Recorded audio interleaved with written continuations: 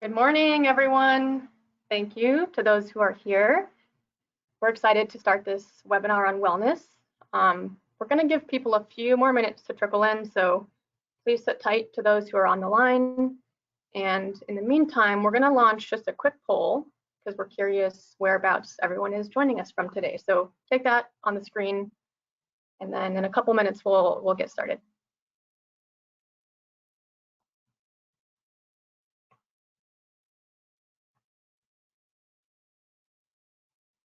All right. Thanks to everyone who's voted. And thanks for joining our webinar. My name is Rachel. I'm a consultant to SANDAG, iCommute, and I've got the pleasure of moderating today's webinar. We're really excited. We've assembled the cream of the crop in presenters to talk about wellness today. Happy to see a lot of familiar names and some new ones too. We've got about 100 people on with us today, so amazing. No one had last-minute travel plans, but we're thankful you chose to spend the hour with us. I'm just going to get a few housekeeping notes off before we start. On the right-hand side of the screen, there's a questions box, and we want you to ask questions all throughout the webinar. We're going to keep an eye on those, and then we'll have like a time saved at the end for Q&A itself. But please engage with us. You know, the point of today is to have a discussion. And as always, we're recording this webinar, so you know, if you miss anything or you want to share it within your organization or to other colleagues, it'll be on YouTube. Just stay tuned for our email after this. And we've heard some issues with the polling feature. GoToWebinar said they're not quite sure what's going on. So if you try to take the polls and it doesn't let you vote, you could type your answer also into the questions or the chat. We do want to capture everyone's feedback, but I think we've just broken the internet with high bandwidth. So that's that. But that being said, we're really glad you're here to join our discussion today. I'm going to just overview kind of the content for today's agenda. So that being said, I'm Rachel. I work with a brilliant team of people at iCommute, most of whom are a lot cooler than I am, and we're here to kind of, you know, we're pivoting right now too. Our programs have changed a lot. The needs of San Diego have changed, but that being said, we're all still together and supporting each other. And today's webinar is really to share stories of what's working well and to have a positive message. So we recognize that everyone's facing really unique and real challenges. There's no one size fits all. There's no roadmap. I mean, we don't have all the answers, but we hope today is a chance to just have a positive discussion. And wherever you are right now, whatever your life looks like, it looks a lot different for everyone. Hopefully something resonates with you and you have a chance to share with us what's going well and what's not going well, and we can move forward from there. So I'll give a brief overview on SANDAG. We'll hear from 3 awesome panelists. We've got Suzanne, who's a psychologist, so she's coming to us with a kind of an organizational perspective on wellness. And then we've got a local champion called Jason, who works at one of our iCommute employers. He's a champion there. And then Karen, who is the furthest away in Tel Aviv, Israel. And she's graciously putting in a late night for us to share perspectives that kind of highlight how global yet connected we are in this crazy time. So that being said, a brief overview on what iCommute does. We're a program run by SANDAG. SANDAG is the regional decision-making forum on policy, planning, transportation, environmental mitigation. And again, a lot's changed really quickly, but it's a chance to kind of reset some things. And you know, we're seeing within iCommute. So iCommute's the transportation demand management program. There's no demand on our transportation systems right now, and traffic's non-existent. So that's been a gift in some ways. It's cleaned our air, and we have this new kind of opportunity to change the way people see their commutes and the choices that they make when they travel. So we're pivoting. Our programs are still operating, but our focus right now is telework and supporting our organizations that have folks working from home. We're learning together. So again, I said there's a team of people. We'll pick up the phone when you call. We're here to hear your feedback and brainstorm with you. And we've got resources that are constantly changing. So webinars being one of them, but a wealth of knowledge on our website and a lot of one-on-one support. So get in touch with us, you know, to help support you in what you're facing. Our our first panelist is Suzanne, and she's going to talk about a lot of interesting things. Before I hand it off to her, though, let's also take another poll on how everyone's feeling today. So on a scale of none of your emails are finding me well to maybe living my best life, even though I have a mullet, this is who I am, things are good. Let's hear how everyone's holding up.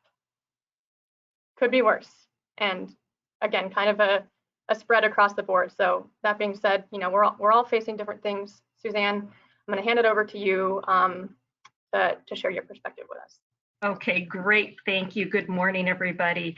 And I'm glad to see most people are doing okay. They're in that kind of okay category as we get started today. So I'm so pleased to be here.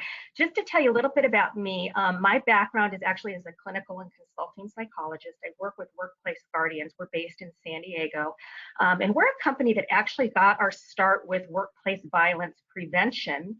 And actually now do a lot of work in leadership development, organizational development, and executive coaching, and actually been called upon quite a bit in the last couple of months to assist our clients as this transition to working from home has happened for everybody. So what I'd like to do today is talk a bit about telework wellness with some ideas for creating and maintaining both team and individual wellness. And I thought we could just get started by taking a look at really where we are right now. Where are we? Well, depending on where you are, and I know a lot of us are here in San Diego, some of us are coming in from other places. Here, we're in the middle of about 6 to 7 weeks of a stay-at-home order and therefore a work-from-home order. So for many of us, we're kind of finding our groove with this. Although for lots of us, the transition to work from home was rapid. It produced a lot of anxiety for folks, and it really required us to very quickly adapt to new ways of doing our jobs. And in fact, I think what we had was an initial push of adrenaline, and for many people, that's now given way to really a sense of and feelings of fatigue. And if we think about it, it makes sense. We've been on a steep learning curve. We've been managing multiple responsibilities from our homes in terms of kids, in terms of other family responsibilities. And it's important that as we understand ourselves and our team members, we don't underestimate the importance and the impact that has had on us as we try to do our jobs. Some of the common reactions we've seen with regard to the COVID-19 crisis are things like anxiety and panic, the fatigue that I mentioned. Lots of folks talk about having difficulty focusing and concentrating. We see impact in productivity certainly related to that. Feelings of helplessness, guilt, and we've really seen 3 themes in terms of psychological response, which are a sense of uncertainty, a sense of a loss of control, and really a loss of relatedness, that we're not getting the connection that we're used to, both socially and with regard to what we do for our job. So as we kind of looked at making some recommendations for team wellness, my team kind of looked at the idea about addressing those 3 themes and came up with what we call the 5 C's, or the 5 strategies for team wellness. So we have communicate, calendar, connect, compassion, and care. So I'm just going to take you through those quickly and give you an overview of what those mean. And I think the other panelists today are going to talk about how they've implemented some of these things in their own workplaces. So let's talk about communicate. Well, one thing we know is this is the time to over communicate. People need to know what's going on. People are anxious. So it's really important to have regular updates on businesses, on team goals, any new initiatives, staffing, etc. People are going to be anxious. And part of what we know psychologically is if people don't have enough information, we see rumors start to develop. So we feel it's really important to communicate, over communicate with folks right now.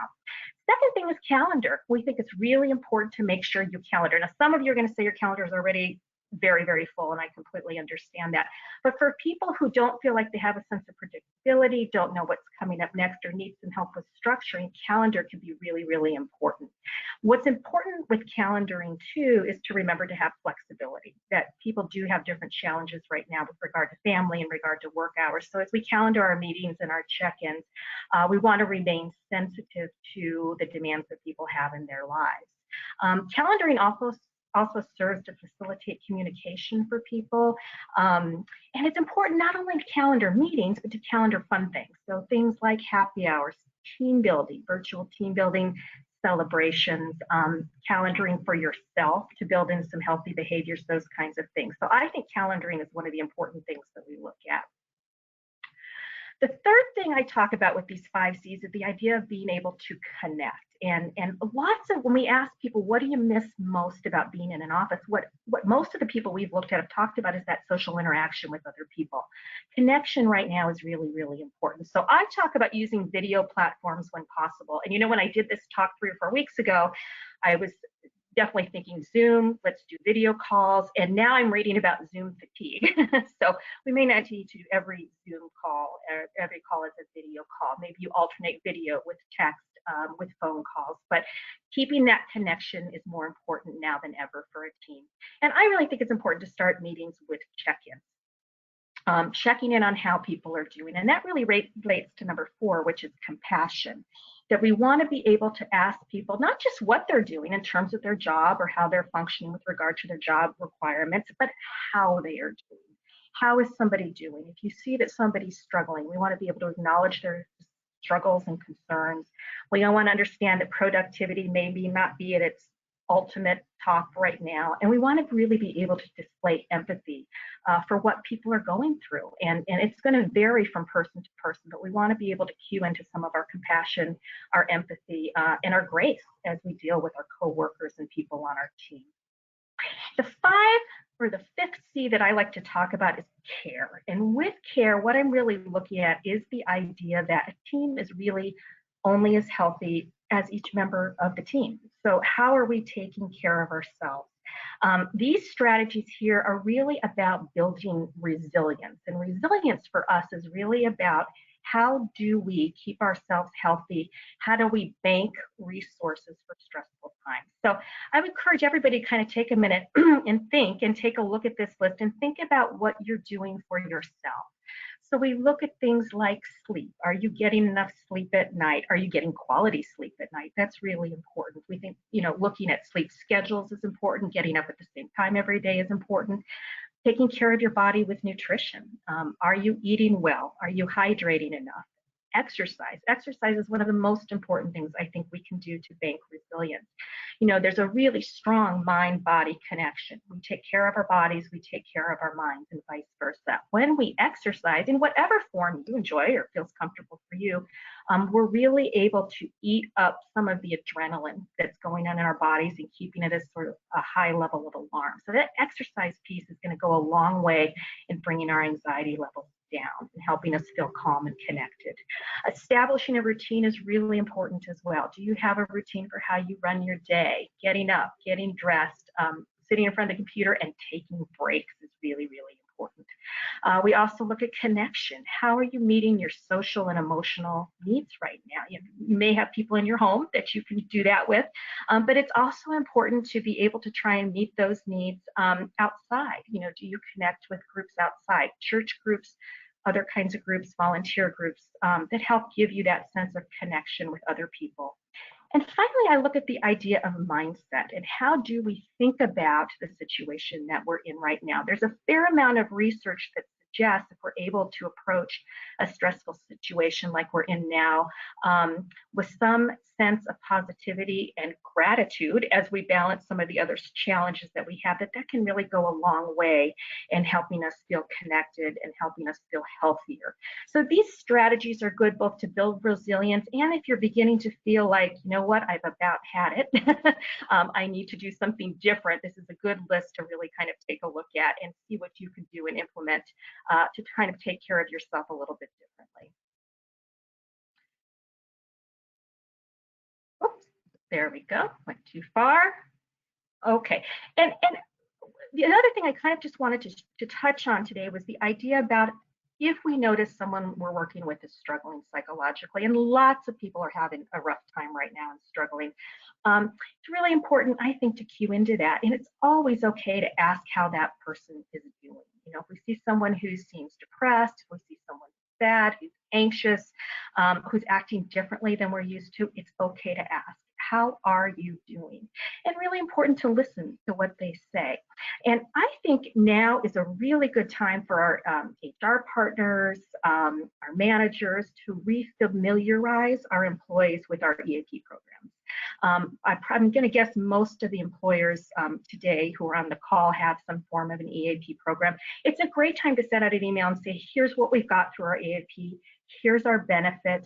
If you don't have an EAP, you can do that through the health plan. You can have a list of available mental health agencies or psychiatric emergency response teams. We have folks who are really in a tough spot. So knowing and having those resources and being able to pass them along during a time like this is I think, really, really helpful. Of course, if there's an emergency, we always want to be able to call 911.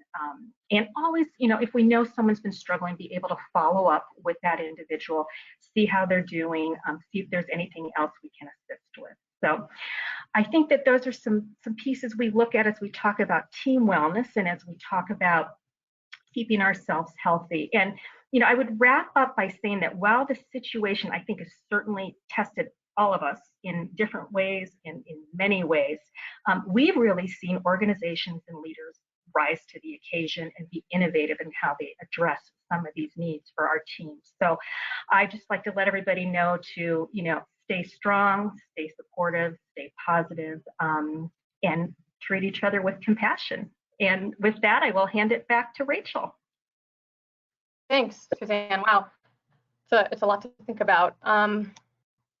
Just a quick takeaway from that for me is, while it's important to ask for help, sometimes it's hard to do that. So pay close attention to your people.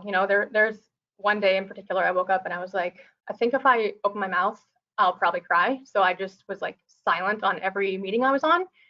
And a coworker noticed that, who, maybe that's the value of video calls. We lose a lot less in translation, but she reached out after and was like, I think you should just go for a walk. And that made a big difference for me. So I'm conscious of that now. I'm trying to pay it forward. So reach out for help, but look out for people around you, and stay positive. Our thoughts, our words, that creates our reality, and we can create a positive one if we try. So thank you, Suzanne. Great insight.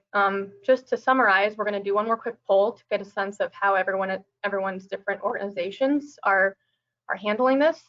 So that'll pop up, and if you have problems polling, try going into minimized screen, rather than full screen. But it seems like most people were able to vote, so that's great. So most folks are handling it through managers and supervisors. So that's a call to everyone out here who takes care of a team. Check in with your team. If your company is not doing that or any of these things, then take a look and raise that up your totem pole and start where you're at as well.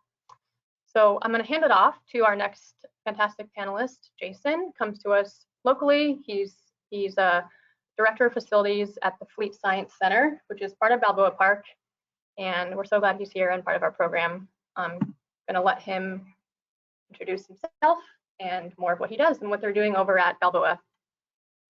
All right. Hi, my name is Jason Martin. I am the Director of Facilities and Engineering at the Fleet Science Center, where we connect people of all ages to the possibilities and power of science to create a better future.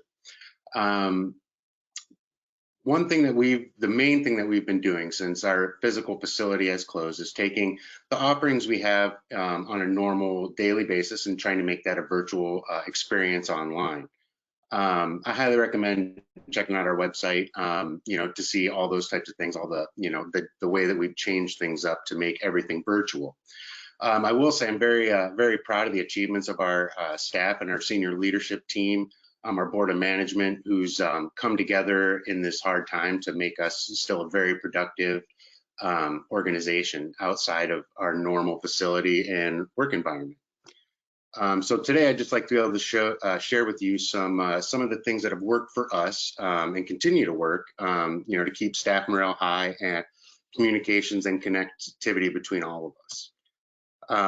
One of our staples that we do every day is our morning rallies. This is something that we haven't deviated from since we've closed. This is something we would do every morning, 9:50, in preparation of our opening for the day. This is where we would just have our mission moments, updates, shout outs, celebrate people's birthdays, things of that nature. So we still continue that on a daily basis as a form of recognition and communication.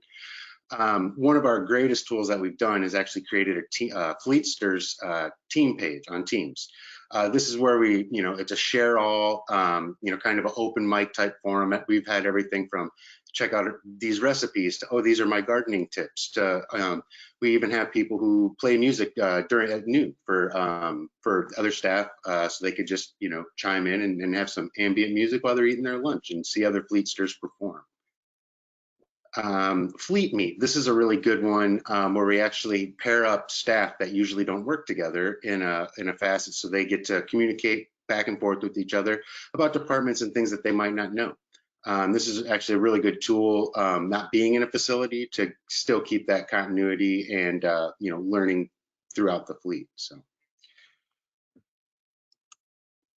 Weekly senior leadership emails. So every week, our senior staff, we put together updates and emails to be able to send out to all in-house. So everybody ends up with that information.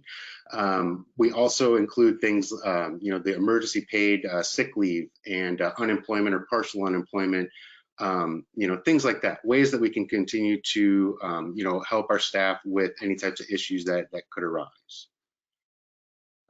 Virtual happy hour. This is one that's actually gaining a lot more momentum as the weeks go on.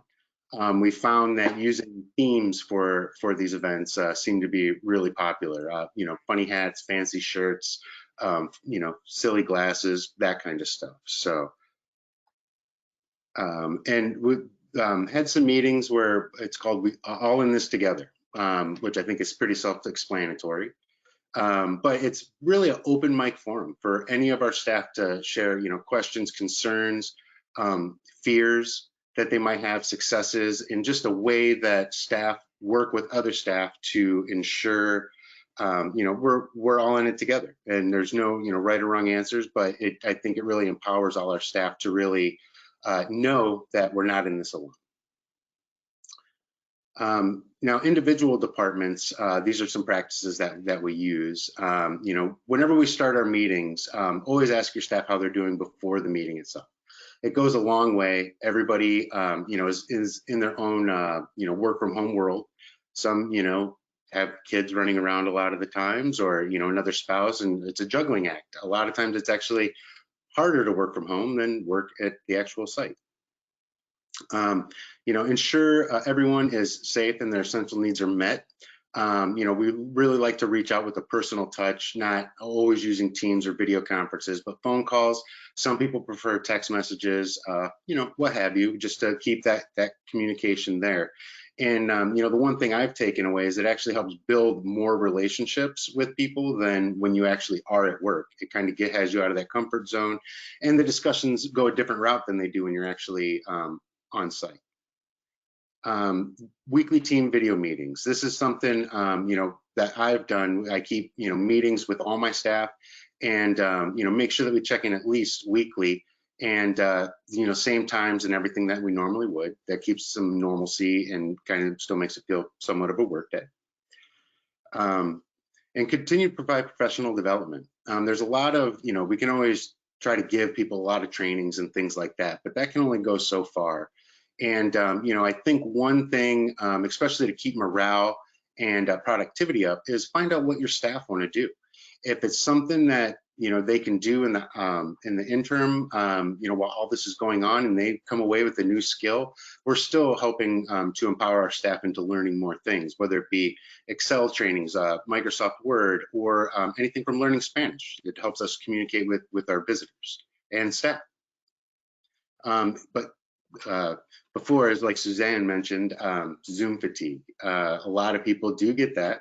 There's a misperception that you're working from home, you're not working so hard, but a lot of times it's more mentally draining being at home, being on the computer, than being at work. Some of the things that we've used for our all staff engagement is entering cross-departmental video brainstorming sessions.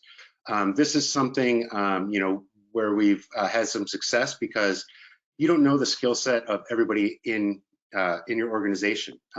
Somebody who works in, the AV department might have a extra great skill of video editing, that can help with other people. We have, students who are in college who can help with those types of things. And with us transferring everything, to being a virtual presence, it's been very huge. We have a lot of our science presenters that are usually working the floor and doing demonstrations, taking video equipment home, recording them. We're editing those types of things to make it online presence. People from other departments, we're having them help call our over 8,000 members just to check in on our members, inform our members of our online offerings that we have while the facility's closed. One of the great things that we've done is we still continue food collection and distribution. We do have some of our staff that, you know, fall on hard times, you know, and this is something that we do when we're open, but with this being closed, that can really impact the people who, you know, really rely on those types of things. And we were very fortunate also when this whole pandemic happened that we had an inventory of toilet paper. So we made sure just to be able to help supply our staff with some of those essentials that, you know, you could shop at Costco or Walmart or whatever for a few weeks and still not be able to find. So we found that to be very huge also. Just some of our virtual presence things that we've done is our Fleet TV. This has been a huge success so far. It's, you know, where we take at home science experiments, record them, and, you know, we post them online, and we've gotten a lot of great traction from that. Fleet to go, ask a fleecer, Fleet fails. Fleet fails is a really good one because it, you know, not everything always goes according to plan. A lot of people like to see the fails along with the successes of science experiments. Suds and Science and Two Scientists Walk into a Bar. Those are more geared to our adult programming where, you know, you would basically, you know, share some science topics over a drink. So we basically do that here also in a virtual manner. Senior Mondays is a big program for us and our senior population, and we're continuing to offer that online. Sky Tonight astronomy shows. You know, one of the great things that we do on a monthly basis is our monthly astronomy shows, and that's an offering that we're still trying to make sure that we offer to our members online. And you know, we've worked through all the logistics and all the things of our first virtual gala. You know, this is a, you know, big thing for us on an annual basis, and you know, we're really trying to make that leap to be that awesome virtual presence. One of the most impactful things to me, and what I've feedback from my staff and other staff in our organization, is we had a video message from our CEO. You know, I think one thing that was very difficult for us was when this all happened was the question of what's going on. Is my job okay? Is that, you know, all these questions, there was more questions than answers. So, you know, us as a senior leadership team, we came together, figured out what we think would work best. So, you know, we came up, you know, transparency and honesty. Pretty self-explanatory that, you know, just discussion of our current situation, you know, where we are, where we're going to go. Thanking the staff for the work that we did, because there was so much that we did in such a short amount of time to get a virtual presence online, and it was really great. Encouragement that we would get through this, and you know, nobody has all the answers, so you know, we also like to let them know that we don't know everything, but we'll find the answers together and that we will get through it. And it was, you know, very supportful. And we've been very fortunate to work with our senior leadership team, board of management, to actually still continue to employ all our staff, even on a work from home basis, whether it be, you know, our director of operations, all the way down to a frontline staff or a cafe staff member, anything like that. We've, you know, really pounded the message that we're all in this together and that we're going to get through it all together. And I think that's been one of the most resonating things out of everything that we've done. So with that, I hope that you've taken something positive away from it, and that hopefully some of these practices can help you in helping keep your staff morale high as well. Thanks, Jason. My main takeaway is that you have a giant stash of toilet paper, so I'm probably going to ride my bike up the hill and ask for it. Hey, there you go. You just got to let me know. We're still well stocked up. No, it's true though. The failures are as important as the successes, and we've all done a lot of things wrong because it's genuinely the blind leading the blind. So talk about them, you know, learn from them, fail forward. That's the nature of this, and I think judgment levels are at an all-time low because we're all superhuman right now. So that's a great perspective. Thanks. All right, thank you. Yeah. One more quick poll before we hand off to dear Karen. And she's alerted us she has some connectivity issues, so we'll see if she can join. If not, I will talk through her slides to the best of my ability. But can we all quickly answer this? What do you miss most about your physical workspace? I know my coworkers don't miss socializing with me. It's probably nice and quiet and productive in their own homes, but I miss them. Okay, copy that. So 20% of people miss having a designated workspace. And I know it's hard to draw boundaries. The lines are super blurred, but put signs on your door, try to carve out a little bit of space that's yours. And if you have an important call, make sure everyone knows, that you're sharing a house with, not to come bother you. My cat keeps ignoring that rule. And I know kids are a different challenge, but, don't be hesitant to draw boundaries. And of course, people miss their coworkers. That's something to look forward to at the light, at the end of this tunnel. But again, we're only as isolated as we let ourselves be. Stay in touch with your people. Don't Zoom fatigue them, but see their faces every once in a while. So good stuff. Thank you. I'm gonna see if Karen can hear and see us. Karen, are you there? I'm here, yes. Okay. If we lose you, we're gonna cut off your video and save bandwidth for your audio. And worst case scenario, I'm just gonna totally botch your slides. But thanks for being here. I know it's late there. We owe you an early morning at some point, but I'll hand it off to you now. Great. Thank you so much. Hi, everybody. Thank you all so much for joining, and thank you to SANDAG for inviting me to come and speak. I am so excited when I was asked to do this because I absolutely love San Diego. It holds a very, very special place in my heart. And so I was just so excited when I was asked to join our carpool partner here and talk a little bit about well-being and connection in times of uncertainty. And so I'm going to start moving through. My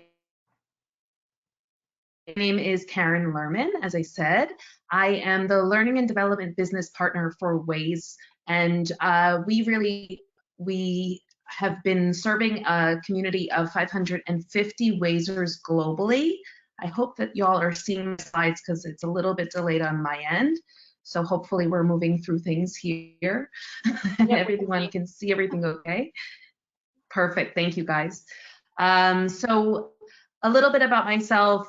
Quickly, I'm from New York originally, and I am currently living in Tel Aviv. I've been here for about 6 years, working on Waze 5.5 years. The picture on the top right here is very special to me because it was actually taken in San Diego. I also do improv, and I love hosting friends, and these are a few things that I unfortunately have not been able to do over the last couple of months. But I want to get into a little bit about Waze and who we are. So I wanted, as Rachel said, we are trying to bring here a bit of a global perspective and really recognizing that this is a global local crisis. And so to give you a bit of the landscape of Waze, we're 550 employees spread over 22 offices. Our main hubs are in New York City and Tel Aviv, but we have across the world. And so when all of this began to happen, we had to do things like cancel a lot of trips and meetups, and of course, different things based on community. We are the largest community of drivers in the world. We also have communities of beta users, volunteer map editors, carpool users. And so we really wanted to understand what we could learn and then how we could apply those things into our process and how we're looking to support our employees during this time. So what I'm going to do today is a little bit around where we started, right? So where we started at the beginning of the crisis, and then finally looking into a bit on practical steps and engagement for well-being employees. So hopefully these are going okay. Looking at where we started. So where we started was really in this place of really not understanding quite what was happening everywhere, right? There was different news coming from different places all of the time. And we quickly began to see that there was many different Wazers were having many different experiences around the globe, and that local realities and where were Wazers located, where was the stages of the different outbreaks, and really understanding different family circumstances. And so when we looked at these ideas and these realities that Wazers were experiencing, we all of a sudden realized, hey, we know a thing or two about transition management, change management, and crisis management. And so we tried to take all of the knowledge that we had and said, what do we know about these things, and where can we pull from that knowledge in order to make the best possible experience for folks as we're moving through this crisis. And so we looked at where we could actually learn from this process of transition management and all of the different emotions that people were going through. And what we quickly came to realize is that the most important thing that we could do at this moment was really focus on our frontline managers. Okay, I feel good because actually the slides are working and hopefully you guys are able to hear me now. We can hear you. We looked at focusing. Great, thank you so much. I think my message is coming from the furthest away, so it's probably why it's the slowest. So we really looked at how we could focus on our frontline managers. We made sure that we were providing constant updates all of the time, making sure, as you know, as Susan said, and also we heard throughout the presentations, making sure that we're over communicating wherever possible. And I'll talk about that a little bit more. We really worked with all of our leaders to encourage honesty and less formality, and understand that they are really modeling behavior for all of the frontline managers. So encouraging that wherever possible. And making sure that our managers knew immediately that they can't pour from an empty cup. So making sure they're focusing on themselves and meeting their needs in order to then support and help their teams. And the first thing that we did right out of the gate was create a Waze from home internal website so that we could share broadly all of the resources that we knew were valuable and working, because people were getting so many emails into their inbox.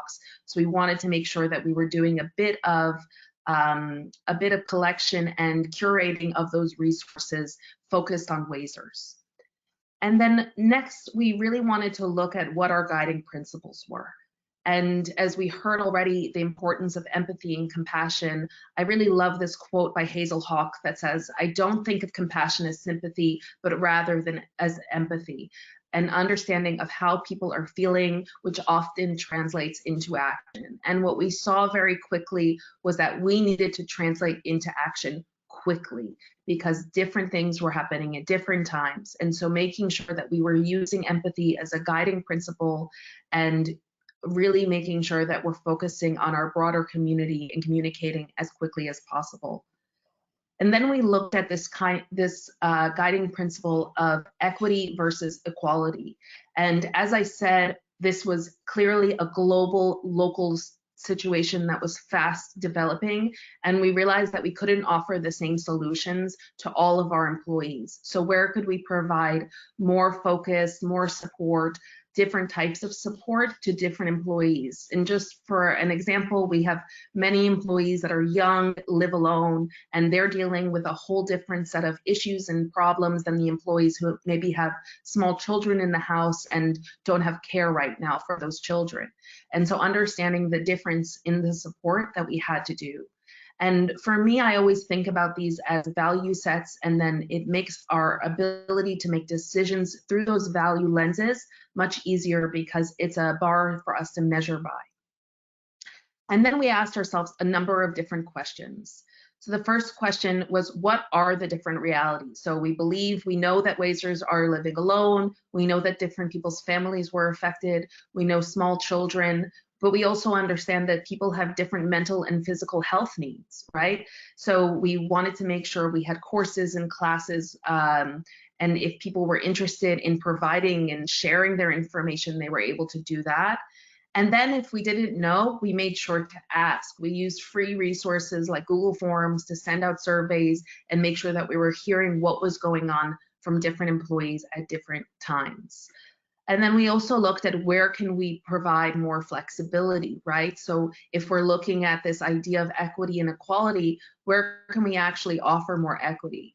This is in the sense of working hours and availability. And I love what Suzanne said about calendars, making sure that our teams knew to keep their calendars updated as to what their working hours were and what they weren't, so that we could respect and everyone could respect people's working hours and availability. Making sure we're recording the team meetings that were happening so that we could actually share them with people who weren't able to attend, adjusting our planning and processes, and also really making sure that we were giving legitimacy to a reduction in productivity. And when I say this, I mean making sure that we're demonstrating we know that productivity may drop and we are accounting for it, and to please be open and honest with your managers and your leadership if you feel that productivity is dropping, and knowing that that might change day to day. And then the last question that I want to bring up here is really, what do people need right now? And what people needed at the beginning of this crisis is different from what they need now, and knowing that we're going to have to continue and adjust. So variety of initiatives around learning and outreach, making sure we have a mix between fun and learning and information, and making sure that everything is optional, right? Making sure everything that we're offering is offered with an open hand and not required attendance at any point. We also, as we heard already, talked about casual chat rooms. We have a healthy cooking chat room even, where people are sharing different recipes, and really making sure across the board through all of our different organizations that we're sharing which practices are actually working best. And then we looked at what are the actual practical steps that we can take. I love this teaching by a teacher who I really admire, his name is Shetty, and he talks about this concept of how we affect change through 3 steps: community, consistency, and coaching. And it's really one of my favorite teachings to offer to folks when they're trying to work and learn new skills. But I thought about this as how we can actually apply these principles to how we support employees. And so when we look at community, I was on the Waze community team. It was my original role at Waze. And I know in our community, our community is shaped by who we encourage and what we tolerate, and making sure that we're encouraging really great employees who want to share their information and learning and excitement, or at least support right now for different initiatives. And so cultural champions, making sure that we're really identifying and nurturing and allowing space for that behavior to be encouraged and celebrated internally. And then we really, again, surveyed and listened to what people want. And we continue to do that throughout. We also recognize with community that consistency breeds commitment. And so making sure as we plan initiatives, we're thinking through what the cadence is, and that we're not overwhelming folks with too many things going on. And we also wanted to create space, again, for employees to share what they wanted to do, and have that be something fun and engaging for people to maybe take a little bit of a step out of their day-to-day reality right now. And so we looked at how we could enhance employee-to-employee learning programs. We have daily guided meditation and mindfulness sessions, and we also have internal sites that have tons of resources available for ideas around team engagement and ideas.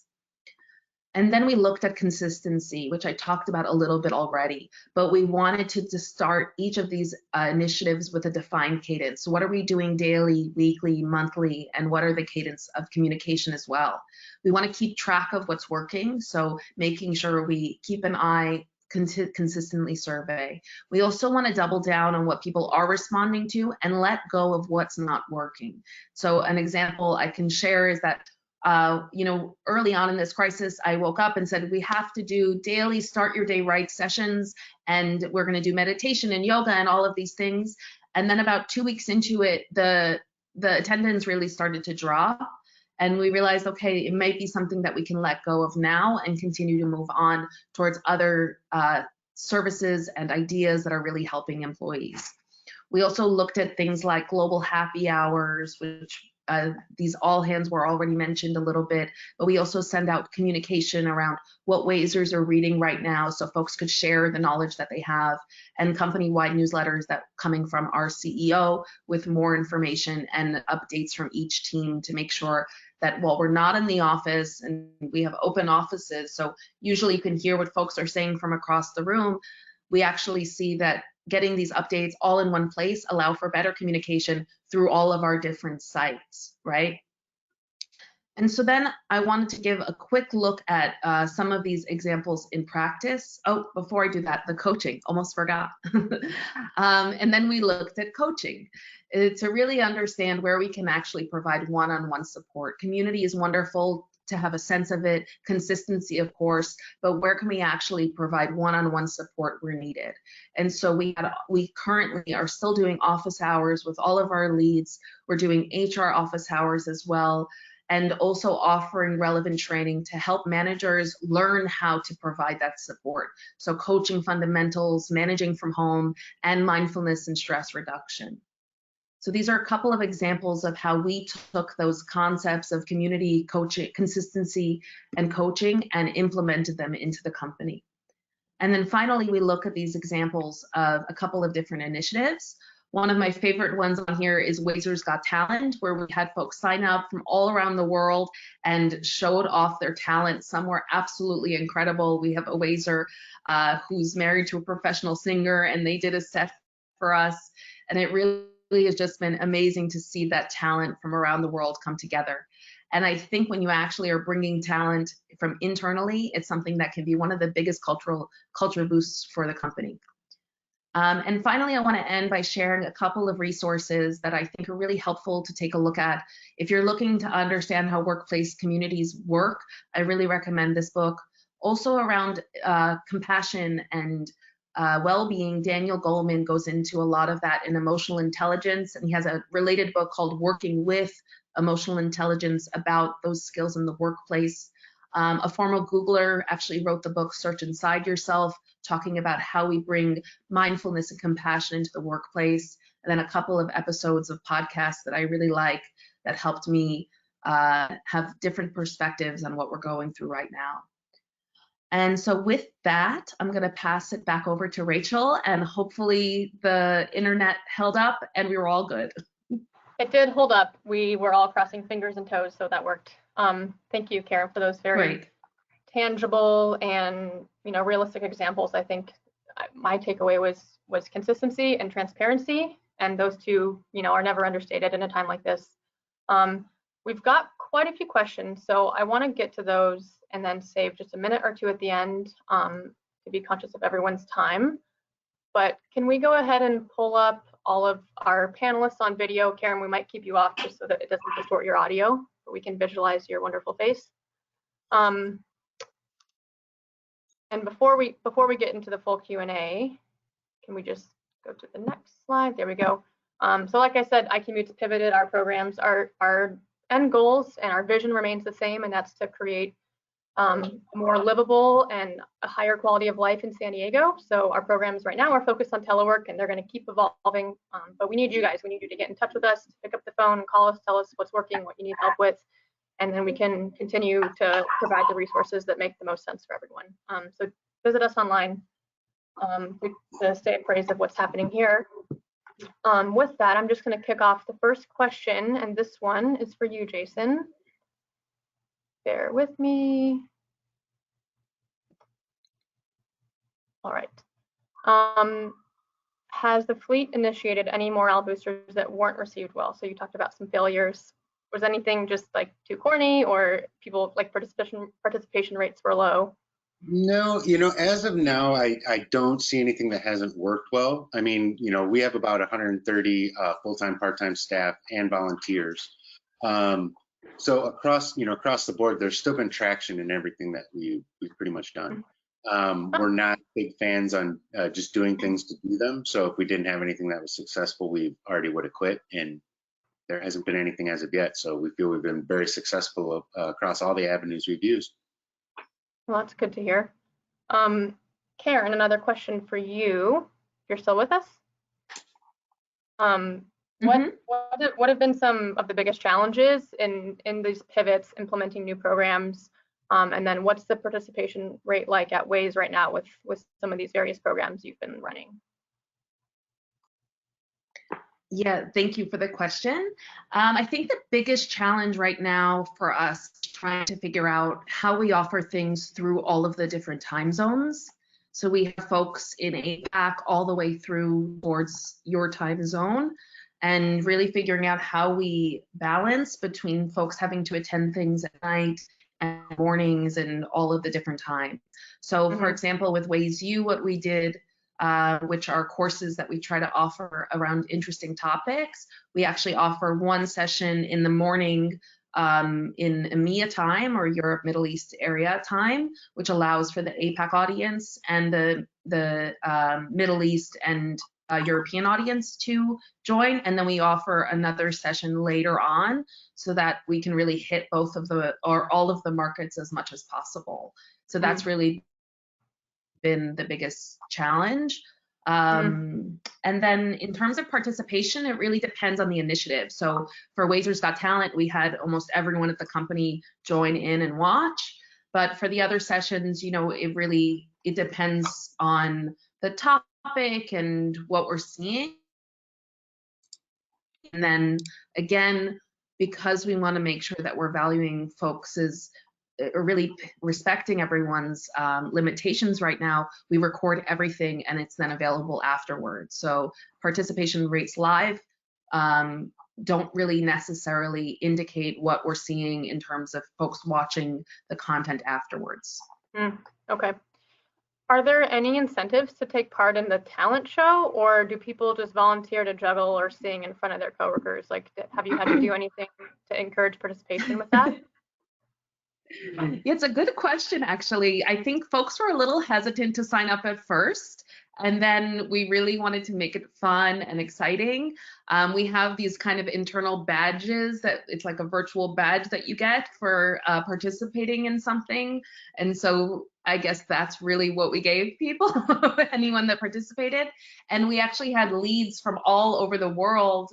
Part of the management team, they were the judges. And so folks were performing, and then it was really fun. People kind of gave up numbers, and so it was a really fun environment. And we didn't really, I mean, we had 9 or 10 performers, which I think is a lot, you know, for people having 5-minute sets each. But the first thing I had requested was, when are we doing the next Wazers Got Talent? Because I want to perform. So I guess that's a good sign. I love that. There should be a guest viewing option. Suzanne, a question for you. Sure. Yeah. If I notice the coworker is having a hard time, should I suggest them that they talk to someone in HR? Do I report it to their supervisor? How do I approach that? Yeah, you know, that's a really good question. And I think we've all had situations where we may have been concerned about somebody that we've worked with, notice a change in behavior, notice a change in mood. And I would say, you know, either of those things or both might be an option depending on your relationship with that coworker. I do think you could certainly suggest that they talk to HR. You may mention that they have the EAP program. And if I were noticing some concerning trends or behaviors with that particular individual, I would probably also want to mention it to my supervisor as well, not to violate confidentiality in terms of what that person might be telling me, but more to say, I've just noticed some things that I'm concerned about, and something that the manager may want to follow up on, check in with that person, and if needed, get them connected with the necessary services to help them. Okay. Probably more so when your supervisors have education, right, on what to do in the situation. Right. Yeah. Right. And what the supervisor may just end up doing is also then placing a call to HR and saying, you know, we're concerned about, and hopefully most would know to do that, and HR can assist with your services. Yeah. And on that note, I mean, there's no harm in asking someone how they're doing. You know, you don't say, are you okay? Because they might be like, yeah, I'm fine. I don't want to talk about it. But if you ask them, you know, how are you actually doing? How are you holding up? It gives them a platform to say, like, and it's interesting. There's a struggle. Are you okay is a yes or no question. Yeah. How are you doing is an open-ended question. Or how can I help you? Or what do you need? You know? Yeah. Awesome. Thank you. Yep. A question maybe for any of you. So what if not all of my team members want to use a webcam during meetings? Is that okay, or should we require it?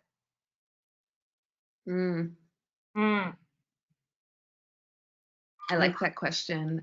I'm happy to weigh in on it, as one of the courses I teach is virtual presentations. And I absolutely don't recommend that we require webcams. I think that folks are in different realities, and there might be, kids running around in the background naked. You never really know what's happening. And I think that it's important that we provide an open environment for folks to participate in whatever way they feel comfortable. But I also, at the beginning of all of my meetings or presentations, will really say that this is a two-way street. And so I'm only going to be as good of a facilitator or as good of a leader as the participants that I have. And so giving folks other opportunities, like using the chat box or polls or different things that. All right, and Karen, you're trickling in and out. So with that, we've got a few other pretty specific questions that I'm going to put folks in touch with each of you on. And just in the interest of people's time, let's give. So yeah, long story short, we're really glad everyone took part today. We've had a good conversation. But please get in touch with any of us. I speak on behalf of all the panelists that say we would be genuinely happy to continue this conversation in any scenario with you. All ears for your ideas. iCommute is here. We're changing, but we're consistent, and we're trying to be transparent. So we want to hear from you guys. It's a pleasure to be connected. We hope to see you at our next webinar, which is coming up. I think that's next week. Yeah, a week from today, same time. And biking is taking kind of a new shape with restrictions around other modes of transportation. So we've got an awesome slate of panelists as well. The mayor of Encinitas, Catherine Blakespear, will be joining us. She's also a vice chair at SANDAG. And then Kevin Barras, who is the leader at the Bike Coalition, is also going to be taking part. But remember, this will pass. We don't know when, but it will pass. You're only as alone as you let yourself be. So stay in touch with your people, look out for your people, and take care of yourself. So thank you guys all for joining. Bye for now, and we hope to see you again next time.